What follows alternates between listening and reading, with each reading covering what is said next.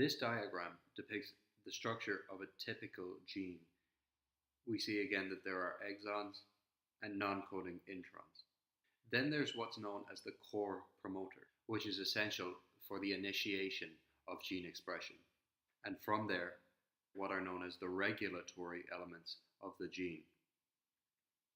It is the job of geneticists to assess based on where a mutation would have to occur in order to perturb the gene's function and potentially give rise to a disease. And so let's return to the concept that we discussed earlier, whereby a purine is more likely to mutate into another purine, given their similarity in structure. Meanwhile, a pyrimidine is more likely to mutate into a pyrimidine, given their similarity in structure. Hence, scientists stratify the risk of contracting a mutation based on what sequence of nucleotides are to be found in whatever particular area of the gene. If a mutation were to occur in the core promoter, the initiation of the gene's expression would be perturbed and possibly could prohibit the gene from functioning. If a mutation were to occur in one of the exons, where amino acids are coded for, this could also have some severe consequences. Or a mutation could occur between the intron and exon boundary, meaning that regions of the intron would be incorrectly included in the protein sequence. If the regulatory region of the gene was corrupted, this could lead to the overexpression or the underexpression of the gene, both of which could potentially have serious implications. This is an overview of how geneticists stratify the consequences of the various mutations that can occur in the genes that span the genome, as well as things like gene duplications, whereby the entire gene is copied and integrated into the genome.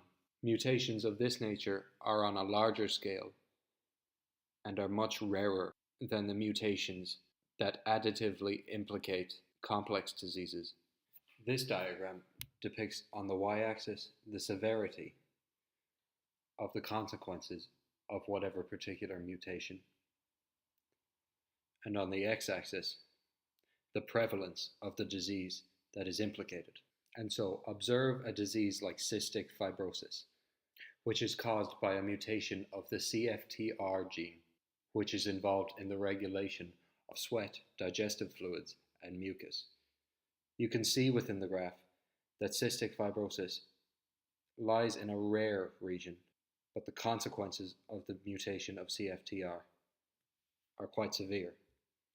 Then there are diseases like cancer. Cancer, in all its different forms, is an example of a complex disease. It is quite common, as 1 in 4 people suffer from cancer at some point in their lives. However, the mutations that are implicated in cancer individually are not severe. It is their additive effects, when a substantial number of cancer-causing mutations have combined effects to give rise to this very serious disease. And then there are diseases that are intermediate of Mendelian and complex diseases. Examples are diabetes and Alzheimer's disease. The genetic components of diseases like Alzheimer's disease and diabetes are not well characterized. This goes to show that studies of the human genome are currently inconclusive.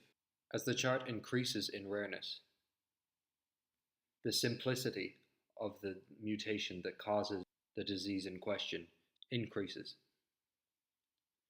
The mutation that causes cystic fibrosis is known and characterized. However, increasing prevalence tends to indicate that there are more than one genetic components implicated in the disease, and this provides some explanation as to why diseases from this point onwards have not been well genetically characterized and require further study from projects such as GWAS and further resequencing of that area of the genome.